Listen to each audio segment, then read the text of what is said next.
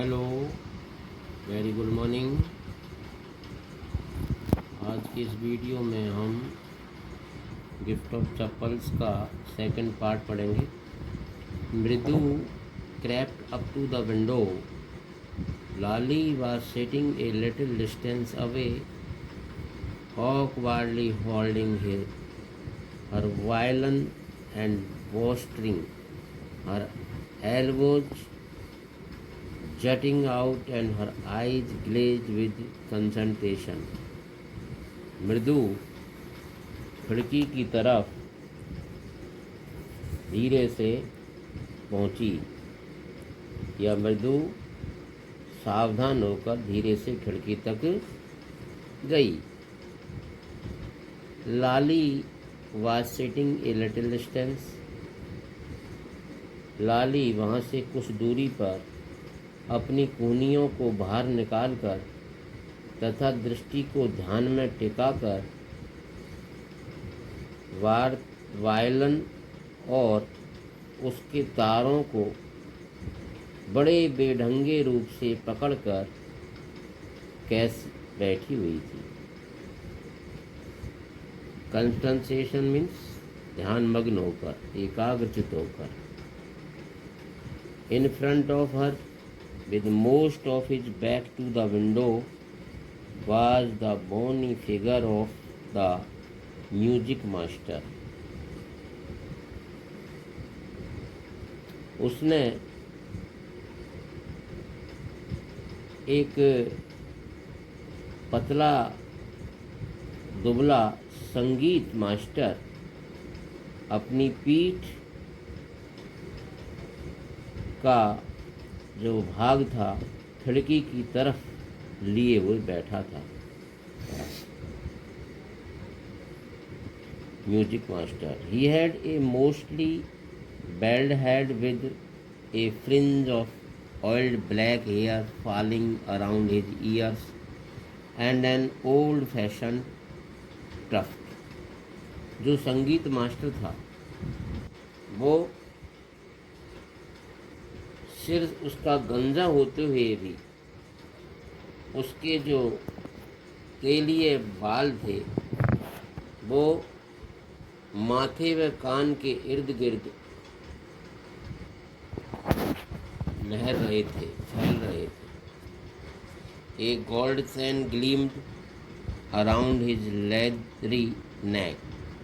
एक सोने की चैन उसकी कठोर गर्दन पर के मतलब चारों ओर थी, पहने हुए था। And a diamond ring glittered on his hand as it glided up and down the stem of the violin.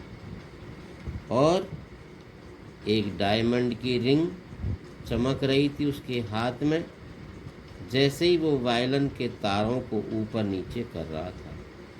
A large foot stuck out from beneath his gold bordered vestige, and he was beating time on the floor with the scrawny big toe.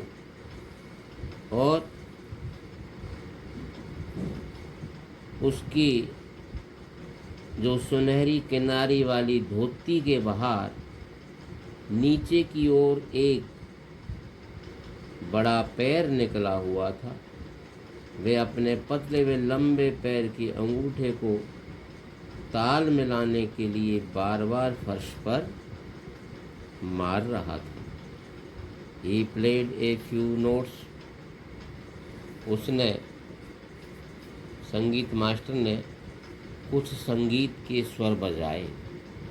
Lali stumbled behind him on her violin, which looked quite helpless and unhappy in her hands.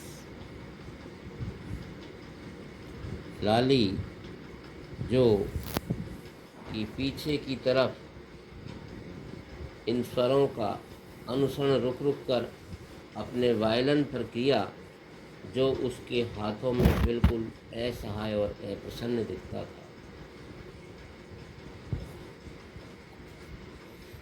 What a difference, what a difference,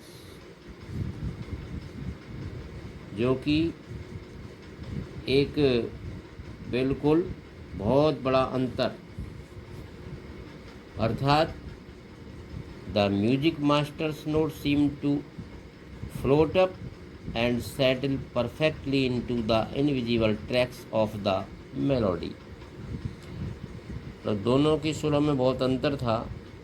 संगीत master के स्वर मुख्य धुन की अदृश्य राहों पर तैरते हुए एवं पूर्ण रूप से व्यवस्थित होते हुए प्रतीत लगते थे।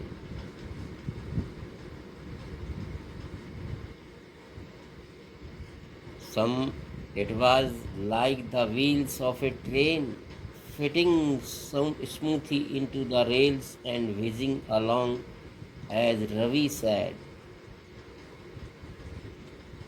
और ये संगीत के स्वर पटरियों पर सुचारू रूप से चलने वाले और सरसनाकर तेज करने वाले रेलगाड़ी के पहियों के समान थे। व्हील्स ऑफ ट्रेन रेलगाड़ी के पहियों के समान थे, जैसा कि रवि ने कहा था। मृदु steered at that huge bearing hand moving effortlessly up the violence stem, making lovely music। मृदु उस अंगूठी पहने हुए बड़े हाथ को एकटक देखती रही, जो वायलन के तारों पर बिना किसी यत्न के चल रहा था और मधुर संगीत निकाल रहा था। Making lovely music. Squawk, there was Lali derailing again। Lali अपने वायलन से किसी डरी हुई चिड़िया की सी आवाज निकाल रही थी। अम्मा came a wall from the gate। अम्मा ओ, अर्थात वह लय नहीं स्वरों को मिला पा रही थी। अम्मा ओ अम्मा, दरवाजे से एक दर्द भरी आवाज आई। Ravi sent that beggar away, cried his mother from the back veranda। Ravi, उस भिखारी को भेज दो, पीछे वाले बरामदे में से उसकी माँ ने चिल्लाई, जहाँ वह तापी के साथ बैठकर बातचीत कर रही थी। वेयर शी वाज चैटिंग, गपशप लड़ा रही थी, बातचीत कर रही थी with Tapi. He has been coming here every day for the past week and it's time he found another house to beg from, Pati explained to Tapi। दादी, यहाँ पर पाती दादी को कहा गया, तो दादी के ने तापी को बताया कि वह भिखारी हर रोज़ यहाँ पिछले सप्ताह से आ रहा है और अब वह भीख मांगने के लिए किसी अन्य घर को देख ले। इस प्रकार उसने इसको एक्सप्लेन किया। Mridu and Meena followed Ravi out. The beggar was already in the garden, making himself quite at home। He had spread his upper cloth under the neem tree and was leaning against its trunk। और उस मृदु और मीना रवि के पीछे पीछे गई।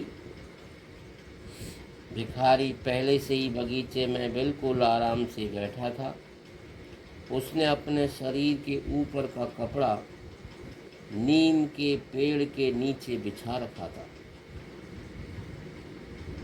और वह उस पेड़ के तने के सहारे टिका हुआ था, leaning against it's trunk, apparently prepared to take a little snooze while he waited for the arms to appear.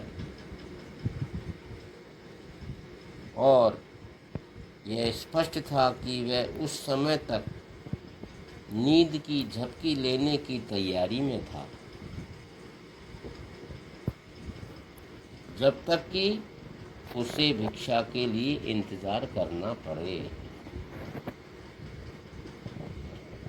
Ravish ने कठोर स्वर में कहा। रवीश फैमिली क्या कहा? गो अवे, यहाँ से चले जाओ। माई पाती सेज, मेरी दादी कहती है, it's time you found another house to back from. मेरी दादी इस बात को कहती है कि तुम भीख मांगने के लिए किसी अन्य घर को ढूंढो। The beggar opened his eyes very wide and gazed at each of children one by one. भिखारी ने अपनी आंखें पूरी खोली और उसने हर बच्चे को एक एक करके देखा। The ladies of this house, he said at last in a voice choked with feeling, are very kind souls. I have kept my body and soul together on their generosity for a whole week. तो वो कहता है कि अंत में उसने भावना युक्त होकर कहा, इस घर की महिलाएं बहुत ही दयालु हैं, वेरी काइंड, और जो इस महिलाएं बहुत ही दयालु है, मैं उनकी दयालुता के चलते एक पूरे सप्ताह तक रह पाया हूँ। केप्ट माई बॉडी, मैं मेरी पूरी बॉडी को मैं बचा कर रख पाया हूँ। And soul together on their generosity for a whole week, पूरे सप्ताह तक उनकी उदारता के आधार पर ही। मैं विश्वास नहीं कर सकता हूँ कि वो मुझे भगा देंगे। I can't believe that they would turn me away. He raised his voice, अम्मा अम्मा, ओ sad his well might be but it certainly wasn't fever. और उसने अपनी बात ऊंची आवाज़ में कहा, अम्मा ओ अम्मा। मैं फिर से बोला, लेकिन उस समय उसकी आवाज़ बिल्कुल भी कमज़ोर नहीं थी। It began to a deep, strong rumble somewhere in his withered belly and came booming out of his mouth with its few remaining teeth stained brown with beetle chewing. और यह मजबूत भारी आवाज़ उसके सिकुड़े हुए पेट, मीन्स खाली होने के कारण उसका जो पेट सिकुड़ा हुआ था, से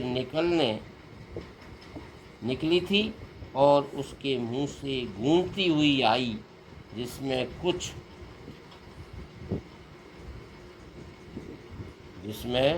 कुछ बचे हुए पूरे या भूरे, आपको कह सकते हैं हम, दांत थे।